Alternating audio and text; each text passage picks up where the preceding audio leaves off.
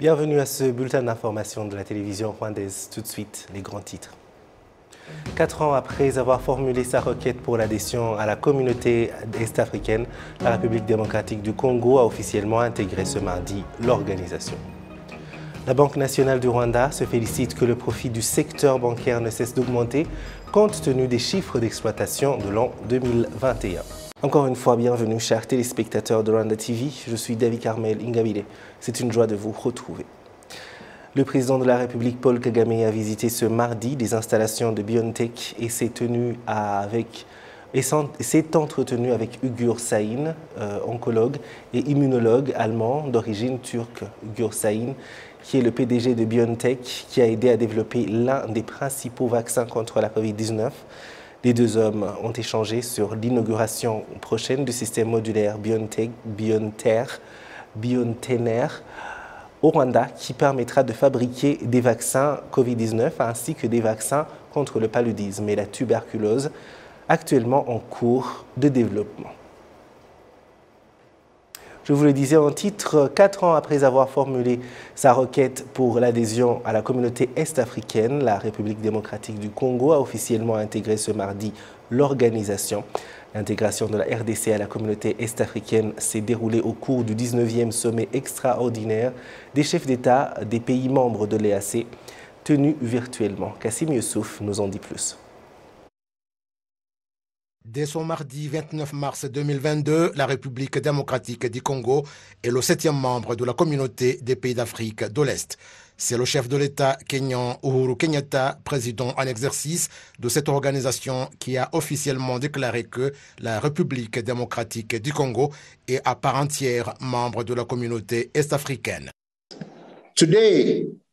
Aujourd'hui, en qualité de président du Conseil des chefs d'État des pays membres de la communauté est-africaine, c'est pour moi l'honneur de souhaiter à nos frères de la République démocratique du Congo la bienvenue à la communauté est-africaine. Nous espérons que nous travaillerons à l'unisson dans la consolidation de notre organisation. Nous avons plein d'intérêt dans la collaboration qu'œuvrait chacun individuellement. Le peuple de la République démocratique du Congo et celui de l'Afrique de l'Est ont déjà réalisé du progrès appréciable dans l'intégration dans divers domaines, dans la langue, le bien-être et dans l'économie. Et vous, mon frère président Antoine Félix Tshisekedi, nous vous souhaitons la bienvenue au Conseil des chefs d'État et de gouvernement au sein de l'Organisation des pays d'Afrique de l'Est.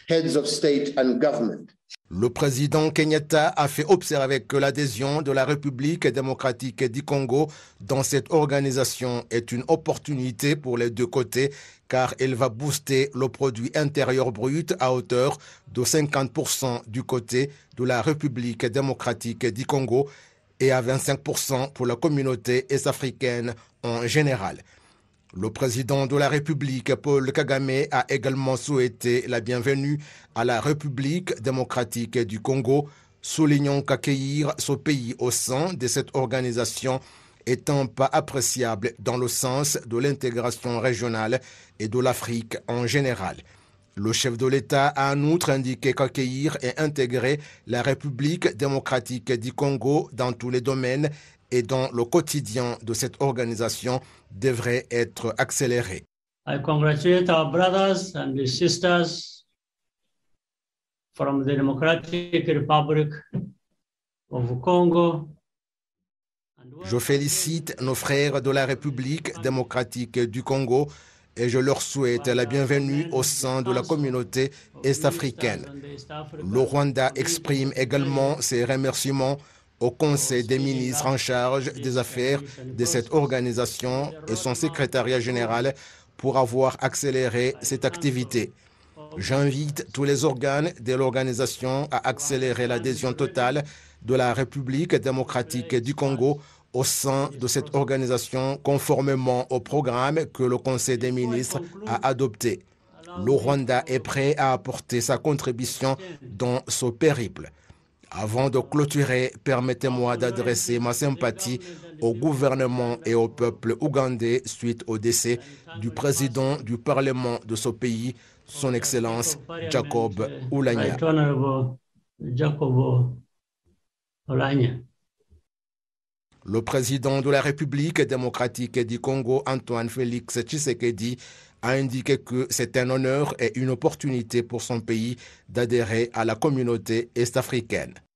L'admission de la République démocratique du Congo à la communauté de l'Afrique de l'Est que nous célébrons aujourd'hui est sans doute l'aboutissement heureux de vos efforts personnels et l'expression d'une volonté commune des dirigeants de notre sous-région de bâtir une communauté d'hommes et de femmes solidaires et déterminés à partager un même destin.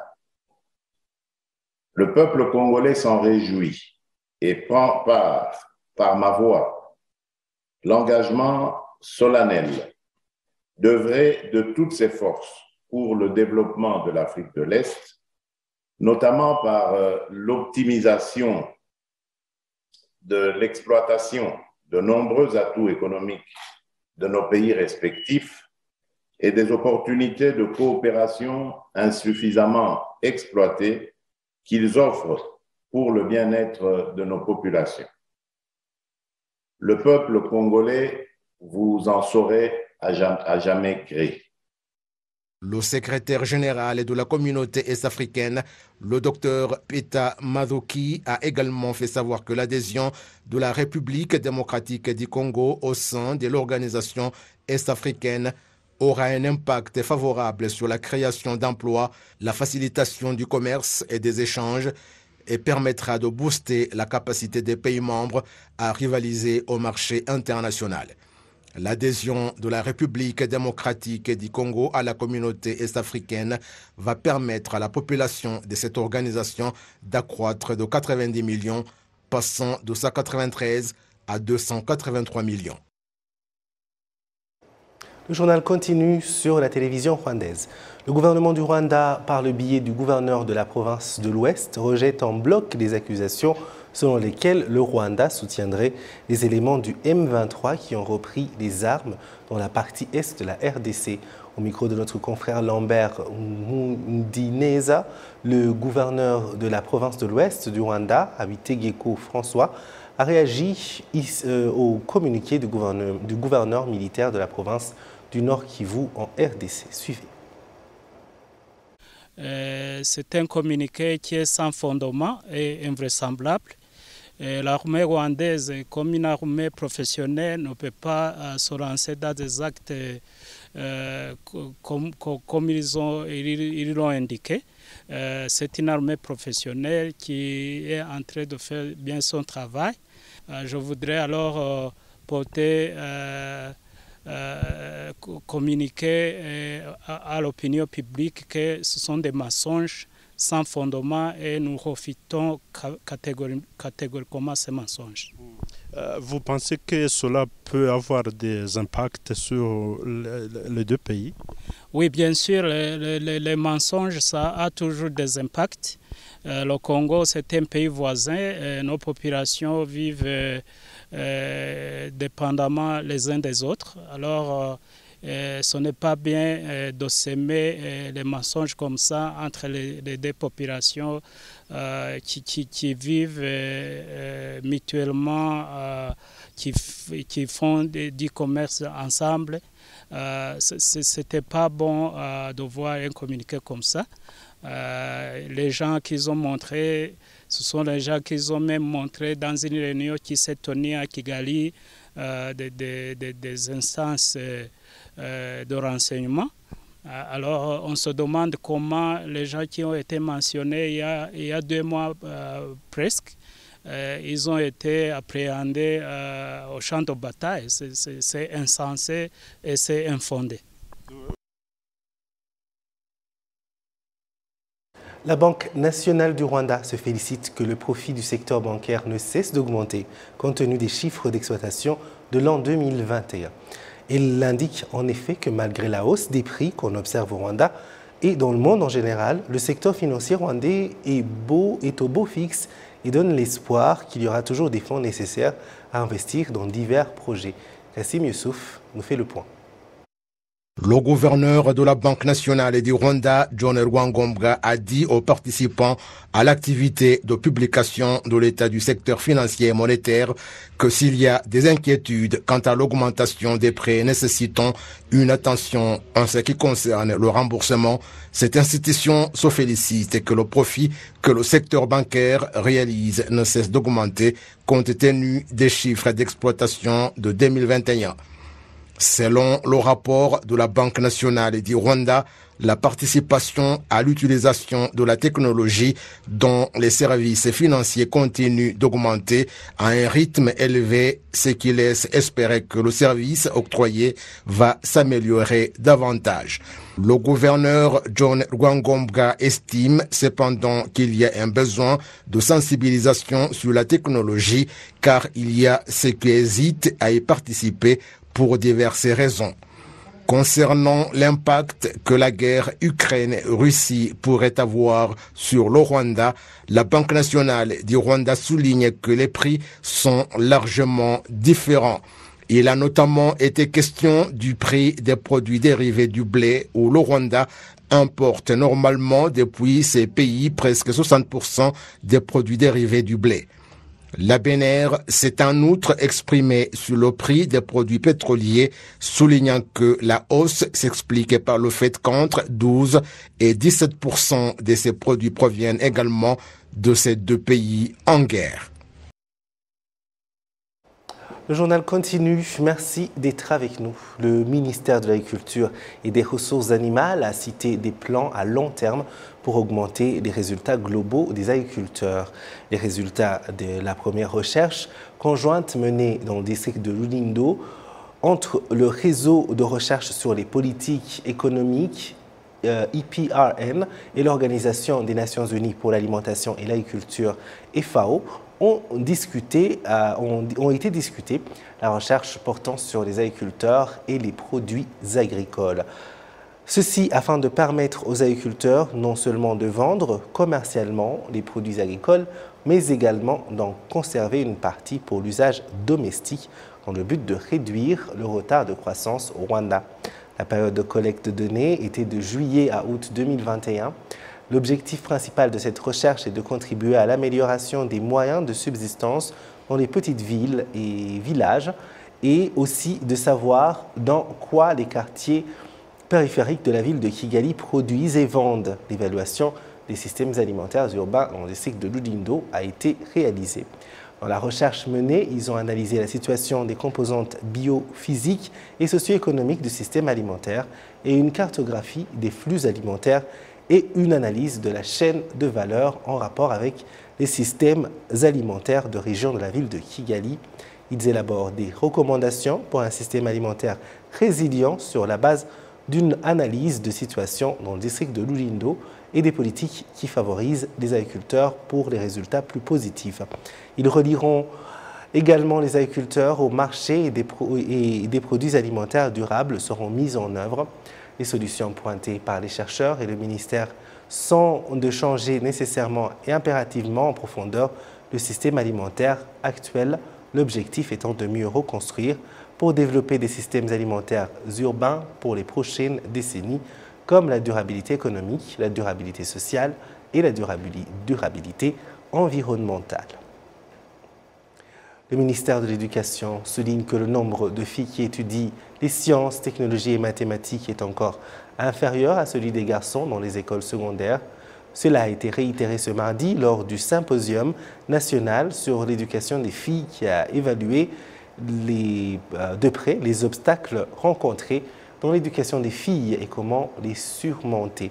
Le gouvernement du Rwanda a fait de grands progrès dans la réalisation d'une éducation équitable pour les filles et a mis en place et en œuvre un certain nombre d'engagements politiques pour éliminer la discrimination à l'égard des filles et des femmes dans l'éducation.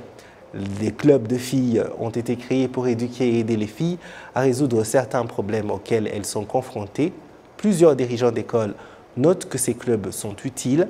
Parmi les obstacles qui entravent l'éducation des filles figure la pauvreté qui conduit au mariage précoce et aux grossesses précoces. La BLF s'est efforcée de contribuer à l'élimination progressive des obstacles normatifs infrastructurels liés à la gouvernance qui entravent l'accès des filles à l'éducation équitable au Rwanda.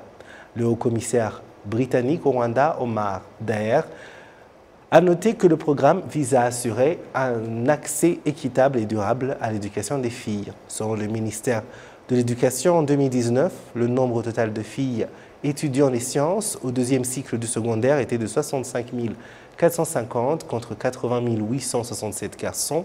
La même année, 80% des étudiants qui se sont inscrits à des cours d'EFTP pour les arts et l'artisanat, la beauté et l'esthétique étaient des femmes, contre moins de 20% inscrits dans les constructions, les services du bâtiment, la fabrication, les mines et les transports. Et avant de passer à l'international, un petit tour à Rusizi. Ce mardi, l'organisation World Vision a mis fin à son initiative de développement Core Project qui était destinée à 2 districts du Rwanda, dont Nyamasheke et Rusizi. World Vision est une organisation humanitaire chrétienne de développement, de plaidoyer et de secours dédiée à l'autonomisation des enfants, de leurs familles et de leur communauté, permet que ces derniers atteignent leur plein potentiel. Cette organisation avait un programme Core Project depuis septembre 2015 dans les districts de Nyamasheke et de Rusizi au Rwanda. L'un des objectifs était d'améliorer l'utilisation et l'accès des jeunes et des femmes aux technologies de l'information et à l'appui des entreprises non agricoles. Et au cours de 6 ans, près de 61 254 femmes et jeunes ont pu bénéficier de cette initiative. Parmi eux, 38 948 femmes et 22 306 jeunes. Core Project avait été mise en exécution en 2 phases consécutives, 2016-2018 et 2019-2021, par le soutien de l'Agence suédoise de coopération internationale au développement. Les activités du projet consistaient notamment à aider les jeunes et les femmes à obtenir de l'emploi dans le domaine de l'agriculture, de l'élevage, y compris l'artisanat et l'apiculture. Voilà, c'est tout pour ce journal. Merci de nous avoir suivis. Je remercie toute l'équipe qui m'a aidé à le préparer. Continuons à respecter les gestes barrières contre la Covid-19. Je suis David Carmen Ngabile. Au plaisir de très bientôt vous retrouver.